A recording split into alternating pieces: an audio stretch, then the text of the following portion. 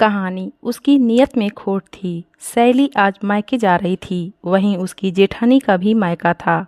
वो सोचने लगी भाभी के साथ चली जाऊं। उसने अपने पति से पूछा, मैं अपनी भाभी के साथ मायके चली जाऊं? मेरी भतीजी निया का आज बर्थडे है। वो मेरे अचानक पहुंचने पर बहुत खुश होगी कि बुआ ने आज सरप्राइज़ दे दिया। भाभी जब लौटेंगी तो मैं उन्हीं के साथ वापस आ जाऊंगी। तब उसके पति आकाश ने कहा, हाँ हाँ चली जाओ, बहुत दिनों से गई भी नहीं हो, अच्छा है तुम्हें साथ भी हो जाएगा। फिर वह मायके जाने की तैयारी करने लगी। शाम की ट्रेन थी। 1 घंटे में तैयारी कर बेटी के साथ निकल गई। फिर वह 3 घंटे में सतना पहुंच गई। अब स्टेशन पर जैसे ही पहुंची तो देखा बहुत सारे ऑटो वाले चिल्ला रहे थे। ऑटो ऑटो, जो उसके घर की तरफ जाने वाले ऑटो थे वो भी आवाज़ लगा रहे थे और बस स्टैंड चिल्ला रहे थे। इतने में सैली ने एक ऑटो वाले को रोका। तब उसने अपने घर का पता बताया। उसने अपने भाई नीलेश का नाम बताया। तब वो बोला, हाँ हाँ हम तो जानते हैं। उसने बहुत अपनापन जताया और तो और बहुत सारी वहाँ की बातें करने लगा। और उसने कहा, नीलेश भाई को बहुत अच्छे से जानता हूँ। फिर क्या था, वह उस ऑटो रिक्शा में बैठकर जाने लगी और उसकी जेठानी अपने मायके जाने लगी। और तभी उसके लड़के ने उस ऑटो वाले की नंबर प्लेट की फ़ोटो खींच ली ताकि कुछ गलत ना हो। उसने सावधानी के हिसाब से पिक खींच ली थी। वो बाहर पढ़ने वाला नवयुवक जो ठहरा, उसे अंदाज़ा था आजकल आए दिन कुछ न कुछ घटनाएं होती ही हैं, इसलिए सावधानी रखनी चाहिए। रोज़ की न्यूज़ से वाकिफ़ था कि ऐसे ही लोग धोखा देने में माहिर भी होते हैं। खासकर स्टेशन हो या भीड़ वाली जगह, वहीं लोग फ़ायदा उठाते हुए बातों में उलझाए रहते हैं। खैर, इस तरह वह आराम से उस रिक्शा में बैठकर जाने लगी और ऑटो वाले ने सामान ऊपर की तरफ रख दिया। इधर शैली की भतीजी का जन्मदिन होने के कारण उसने बीच बाजार में ऑटो वाले को रोका और बेटी को कहा, बेटा सामान का ध्यान देना। इस तरह उसने उपहार खरीद लिया और थोड़ी देर में उसके बताए पते पर ऑटो वाले ने पहुंचा दिया। पर उसी समय वह जैसे ही ऑटो से उतरी और ऑटो वाले को पैसे ही दे पाई थी कि उसने ऑटो मोड़ ली। अब जैसे ही सैली ने कहा, अरे शुभी, ऑटो वाले ने सामान तो उतारा ही नहीं। हाँ मम्मी, हम क्या पहनेंगे? जैसे आगे बढ़ी तभी उसका छोटा भाई सुरेश बाहर बैठा था। उसे देखकर पूछने लगा, अरे दीदी कहाँ जाने लगी? तब सैली ने हड़बड़ाहट में कोई जवाब नहीं दिया।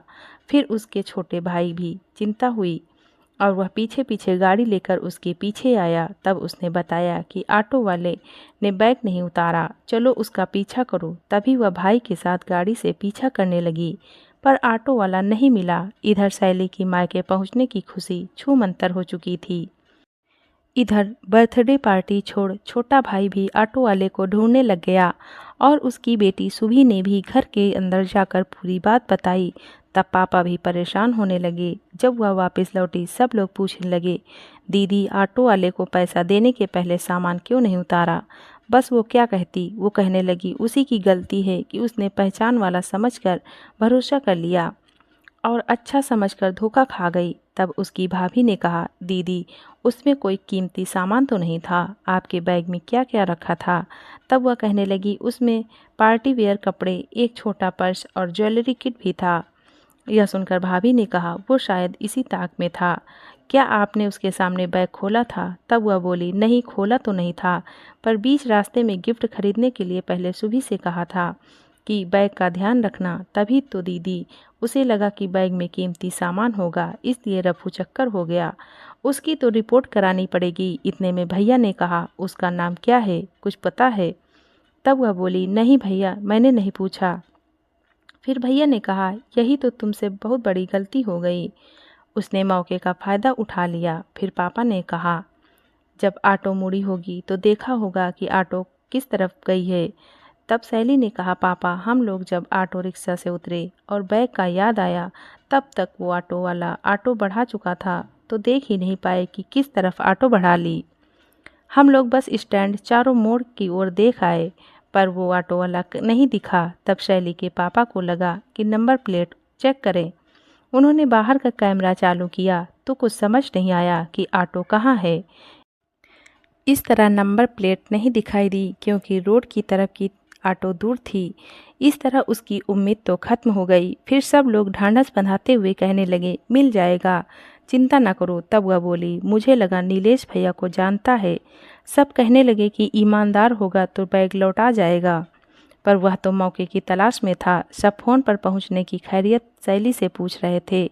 तब शैली ने कुछ नहीं बताया। उसे लगा ऑटो वाला बैग लौटा जाएगा। जेठानी और उसके पति का भी फ़ोन आया, पर उसको उस समय कुछ बताने की हिम्मत नहीं हुई।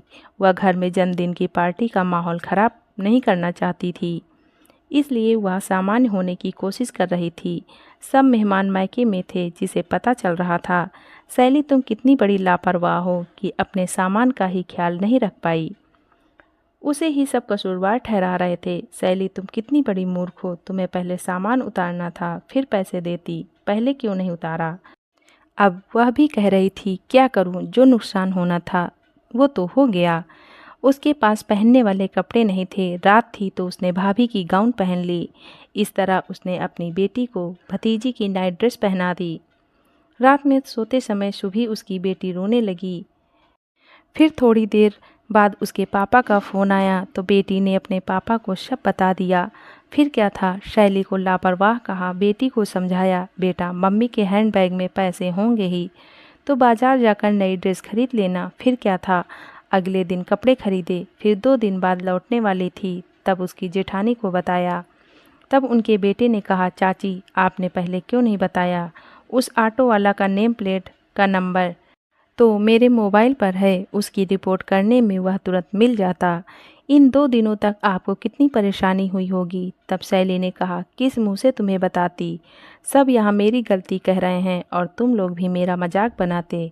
ऊपर से चाचा और भाभी भी मेरा मजाक बनाते और चाचा भी तुम्हें कुछ कुछ कहने लगते।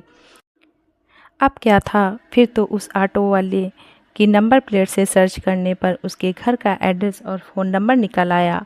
उसके बाद उसके घर में जाकर बैग वापस मिला। उसने डांट फटकार के बाद उसने कबूला कि उसकी गलती थी, उसकी नीयत में खोट आ गई थी, इसलिए न ला पाया।